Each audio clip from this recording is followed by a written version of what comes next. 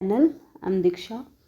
So, as we know that we are dealing with our chapter Contemporary South Asia.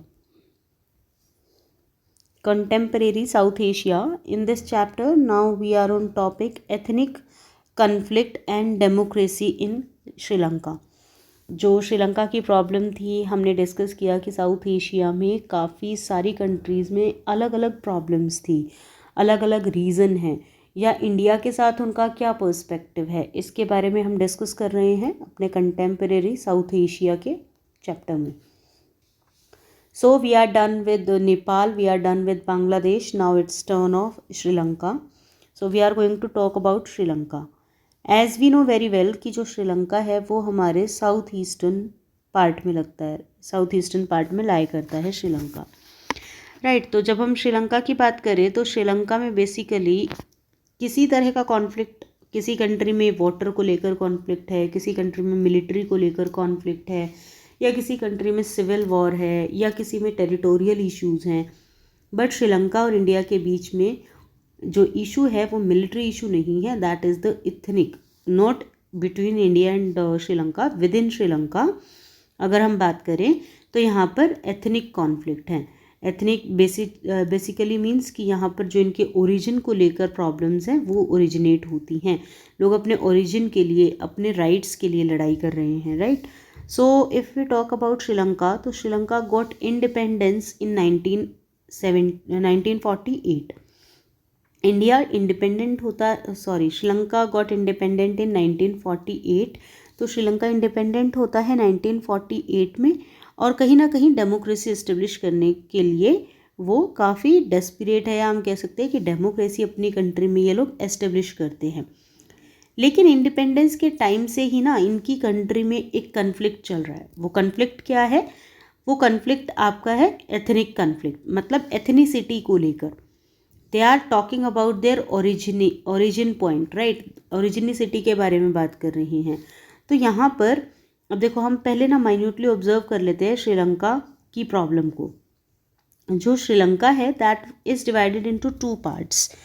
जैसे आप जो ये blue portion देख रहे हैं, ये जो ब्लू पोर्शन है ये बेसिकली LTTE कहलाता है, या फिर हम कह सकते हैं इंडियन तमिल्स हैं ये लोग, इंडियन तमिल्स, राइट. और जो दूसरा आपका ये येलो पोर्शन है, they are known as Sinhala community. अब देखो बेसिकली क्या था कि जब इंडिया और श्रीलंका दोनों ही इंडिपेंडेंट नहीं थे, तो उस टाइम पर इंडिया से कुछ लोगों को, तमिलनाडु से कुछ लोगों को श्रीलंका ले जाया जाता था बाय ब्रिटिश रूल, और वहाँ पर उनको लेबर वर्क कराया जाता था, या फिर उनको किसी ना किसी तरीके का काम दिया जाता था. जिसकी वजह से क्या हुआ, कुछ हो सकता है कि विलिंगली गए हैं, कुछ हो सकता है कि फोर्सफुली भी गए हों. तो बेसिकली स्टोरी यहाँ से स्टार्ट होती है कि ये लोग जब इंडिया से जाते हैं, तमिलनाडु से माइग्रेट करते हैं बिकॉज ऑफ एनी रीज़न, तो ये यहाँ पर जाकर जब काम कर रहे हैं तो इनको एजेस हो गए हैं, ईयर्स हो गए हैं रहते रहते, तो ये यहीं पर सेटल डाउन होने की सोच लेते हैं कि अब now we are part of this country, अगर हम यहीं रह रहे हैं, काम यहीं कर रहे हैं, तो हम यहीं पर सेटल हो जाते हैं. तो ये लोग यहीं पर सेटल हो जाते हैं इस ब्लू पोर्शन में, या फिर हम कह सकते हैं दिस ब्लू पोर्शन और this area is being dominated by the Tamils, Sri Lankan Tamils. So basically जब ये यहाँ पर डोमिनेट कर लेते हैं, लेकिन अब इनके बीच में एथनिक कॉन्फ्लिक्ट चलते हैं. यहाँ पर एक सिन्हाला कम्युनिटी है जो कि अपने आप को ओरिजिनल श्रीलंकन मानती है, राइट. तो ओरिजिनल श्रीलंकन मानती है, और यहाँ पर ऑब्वियस है कि मेजॉरिटी भी सिन्हाला की ही है, मेजॉरिटीज़ ऑफ सिन्हाला कम्युनिटी. जब श्रीलंका आज़ाद होता है 1948 में, तो ये सिन्हाला कम्युनिटी जो है ये बेसिकली बोलती है कि जो तमिल पीपल है ना, जो हमारी कंट्री में रह रहे हैं, आप इनको यहाँ से बाहर निकाल दीजिए. क्यों? इंडिया से ये श्रीलंका गए थे, तो इसीलिए इनकी एथनिसिटी हमारे जैसी नहीं है, या ये हमारे एथनिक पीपल नहीं हैं, तो इसीलिए इनको कोई राइट नहीं है हमारे यहाँ पर रहने का, राइट. तो that was being said bye Sinhala community. अब जो सिन्हाला नेशनलिस्ट हैं, ये basically they were not happy with the Sri Lankan government, कि श्रीलंकन गवर्नमेंट इनको कोई कंसेशन दे, तमिल्स को कोई कंसेशन दे, या इनको किसी तरीके से अपना सिटीज़न माने. राइट। तो अब यहाँ पर एक कॉन्फ्लिक्ट रेज होता है कि जो मेजॉरिटी में है सिन्हाला कम्युनिटी, वो नहीं चाहती है कि तमिल्स को रिकॉग्निशन मिले श्रीलंका में, और जो तमिल्स हैं जो यहाँ पर रह रहे हैं श्रीलंकन तमिल्स, इनको बेसिकली ये जो नेग्लिजेंस है, ये जो इग्नोरेंस है, ये पसंद नहीं आती है, और ये भी काफ़ी कंसर्न्ड हैं अपने एग्जिस्टेंस को लेकर। राइट। तो ये जो नेग्लेक्ट है तमिल का, ये कंसर्न बन जाता है, मिलिट्री तमिल नेशनलिज्म बना लेते हैं ये, मतलब अपनी एक मिलिट्री फॉर्म कर लेते हैं इसी नेग्लिजेंस, इसी इग्नोरेंस को देखते हुए। एंड फाइनली 1983 में ये एक मिलिटेंट ग्रुप बनाते हैं, या हम कह सकते हैं मिलिटेंट तमिल नेशनलिज्म बनाते हैं 1983 में। तो 1983 में जब ये बनाते हैं तो उसको बोलते हैं LTTE, LTTE, liberation tigers of Tamil Eelam. Liberation tigers of Tamil इलम, बेसिकली इनका जो एजेंडा है या मोटिव या पर्सपेक्टिव हम कहें या ऑब्जेक्टिव कहें, तो वो ये है कि they were struggling for their rights in their own country because they were residing there. वो वहाँ पर रिजाइड कर रहे हैं काफ़ी लंबे समय से, तो उनको कहीं ना कहीं ये लगता है कि यही हमारी कंट्री है और यहीं पर हमें अपने सारे के सारे राइट्स मिलने चाहिए। So they were fighting for their rights. एक आर्म्ड स्ट्रगल चलता है, और जब आर्म्ड स्ट्रगल चलता है तो जो श्रीलंकन तमिल है या श्रीलंकन आर्मी है, ये ऑब्वियस है कि यहाँ पर अपने राइट्स की बात बार बार कर रही है। तमिल इलम अपने आप को बोल रही है, मतलब देवर डिमांडिंग एक सेपरेट। अब इन्होंने बोला, जो इंडियन तमिल है, इन्होंने बोला कि जो ब्लू एरिया है ना, हम इसमें बहुत ज़्यादा डोमिनेट कर रहे हैं एज़ पर योर डेटा, तो हमें सिर्फ इतना ही हिस्सा रहने के लिए दे दो। आप जो साइड वाला हिस्सा है वो रख लीजिए, लेकिन जो नॉर्थ ईस्टर्न पार्ट है श्रीलंका का, मेनली ये वाला रीजन, ये आप हमें दे दीजिए। राइट। तो ये इस तरीके से नेगोशिएशंस भी करने की कोशिश करते हैं, बट यहाँ पर नेगोशिएशंस नहीं होती हैं। राइट। तो जो LTTE है ये कंट्रोल कर लेती है नॉर्थ ईस्टर्न पार्ट को श्रीलंका के, मतलब वहाँ पर अपना डोमिनेंस जमा लेती है। तो उसके बाद श्रीलंका में जो प्रॉब्लम है वो बढ़ती चली जाती है, एंड श्रीलंका की जो प्रॉब्लम है वो इन्वॉल्व करती है पीपल ऑफ इंडियन ओरिजिन। यहाँ पर कहीं ना कहीं हम कह सकते हैं कि एक कंसिडरेबल प्रेशर क्रिएट होता है तमिल पीपल पर, इंडिया के तमिल पीपल पर, जिनको ये लगता है कि देखो हमारी कम्युनिटी से लोग वहाँ गए थे श्रीलंका में और वो भी तमिल पीपल हैं और कहीं ना कहीं उनके साथ गलत हो रहा है। तो इंडिया में भी यहाँ पर प्रेशर क्रिएट होता है हमारे इंडिया के आज के तमिलनाडु की तरफ से कि आपको उनको बचाना चाहिए या आपको उनके इंटरेस्ट की बात करनी चाहिए श्रीलंका में जाकर।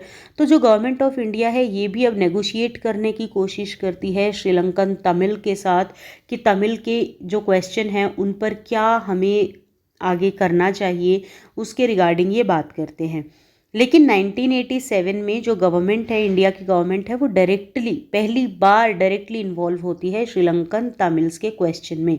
मतलब ये श्रीलंकन तमिल्स का जो क्वेश्चन राइज हो रहा था ना, ये पूरा वर्ल्ड वाइड, कंट्री वाइड ये जो प्रॉब्लम चल रही थी, तो इसमें पहली बार हस्तक्षेप करता है भारत 1987 में। अब हस्तक्षेप करने के बाद क्या होता है कि डायरेक्टली इंटरवीन कर रहा है, इसका हमें पता कैसे चलेगा। तो इंडिया एक अकॉर्ड साइन करता है श्रीलंका के साथ और अपने कुछ ट्रूप्स को भेजता है अपने रिलेशन को स्टेबलाइज करने के लिए श्रीलंका के साथ। राइट। तो श्रीलंकन और तमिल्स के बीच में जो भी इश्यूज चल रहे थे वहाँ पर, जो ये सिन्हाला कम्युनिटी और जो हमारे तमिल पीपल वहाँ पर रह रहे थे, उनके बीच में जो भी कन्फ्लिक्ट चल रहे थे उसको रिजॉल्व करने के लिए आर्मी ट्रूप्स भेजे जाते हैं।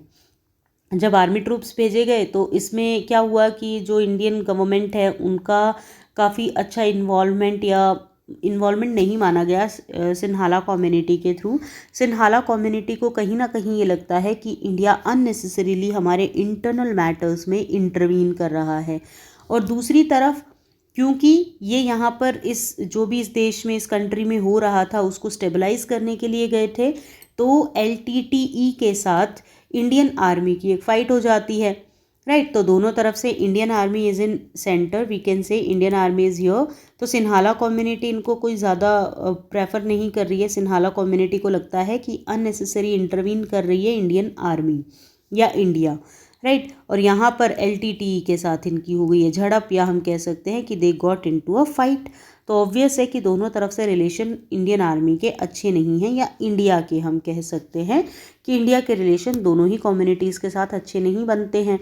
तो इसीलिए अब ये सब देखते हुए 1989 में, देखो 1987 में कम्युनिटी को या ट्रूप्स को भेजा गया, 1989 में ये जो पीस कीपिंग फोर्स थी श्रीलंका से, इनको वापस बुला लिया गया विदाउट अटेनिंग इट्स ऑब्जेक्टिव। इनका जो ऑब्जेक्टिव था पीस मेंटेन करना, उस पीस को बिना मेंटेन कराए ही जो हमारी इंडियन पीस कीपिंग फोर्स थी, इंडियन पीस कीपिंग फोर्स जिसको 1987 में भेजा गया था, उसको वापस बुला लिया जाता है।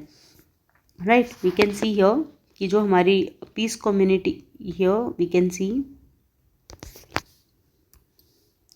इन 1987 टू 1989, करीब 2 साल या हम कहें 2 साल से भी कम टाइम पीरियड में यहाँ पर हमारी इंडियन पीस कीपिंग फोर्स रखी जाती है श्रीलंका में टू रिजॉल्व दिस इशू। लेकिन ये इशू रिजॉल्व नहीं होता है और कहीं ना कहीं इंडियन आर्मी को लगता है कि वी आर नॉट, या फिर इंडिया को लगता है कि हमारे जो ट्रूप्स हैं उनको ना ही तो कंसिडरेशन मिल रही है इंडियन तमिल से और ना ही कंसिडरेशन मिल रही है सिन्हाला कम्युनिटी से। तो इसीलिए इन्होंने क्या किया, अपने ट्रूप्स को वापस बुला लिया। ट्रूप्स को वापस बुलाने के बाद अब यहाँ पर जो ये श्रीलंका के जो क्राइसिस चल रहे हैं ये काफ़ी ज़्यादा वायलेंट हो जाते हैं, या वायलेंट हो ही गए थे तो ये कंटिन्यू रहते हैं वायलेंट।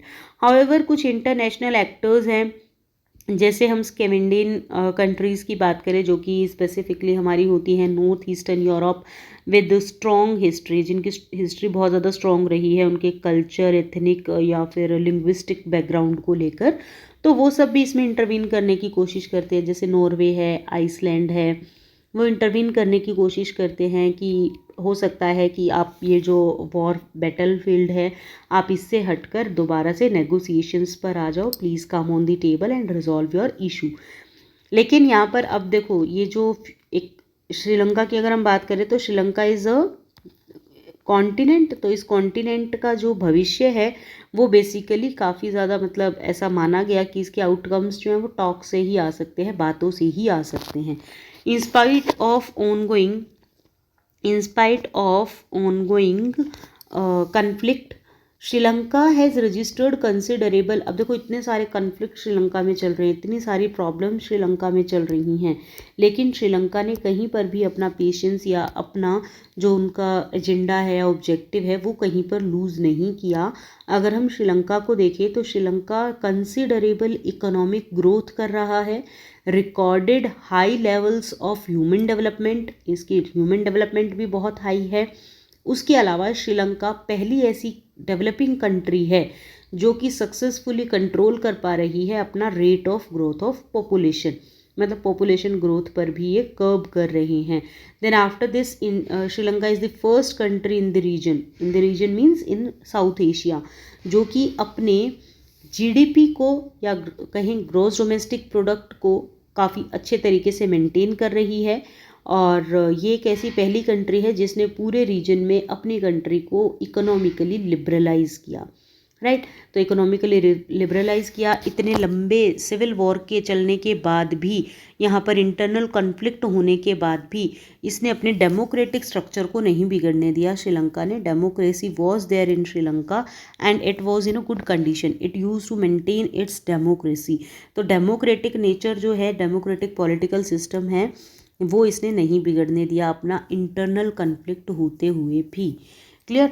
तो हमने आज श्रीलंका के कन्फ्लिक्ट के बारे में बात की है। जो एथनिक कन्फ्लिक्ट है श्रीलंका के, वो बेसिकली क्या है कि एथनिसिटी से रिलेटेड है।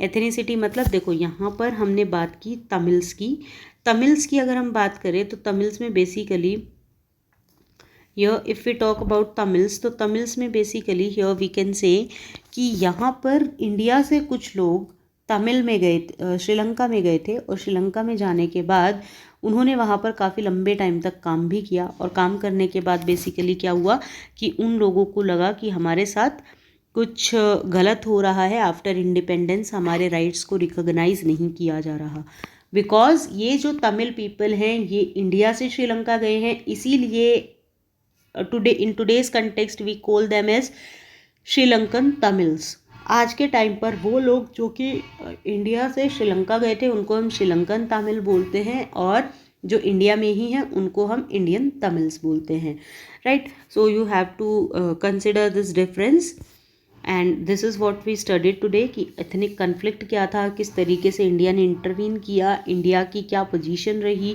कौन सी फोर्स हमने भेजी। यहाँ से अगर हम क्वेश्चन देखें तो क्वेश्चन बहुत इंपॉर्टेंट आता है कि इंडिया ने कौन सी फोर्स श्रीलंका में भेजी थी पीस मेंटेन करने के लिए, तो that was Indian peace keeping force, right. And जो आप अगर मिलिटेंट्स की बात करें श्रीलंका में, those who were fighting for their rights and Tamil, they belong to Tamil community, तो वहाँ से आपका आंसर आएगा लिबरेशन टाइगर्स ऑफ तमिल इलम, क्लियर। और ऑल इन ऑल ये पूरा ही जो टॉपिक है ये काफ़ी इंपॉर्टेंट है आपके लिए, so I hope you get this topic. Thank you so much for listening. Stay tuned.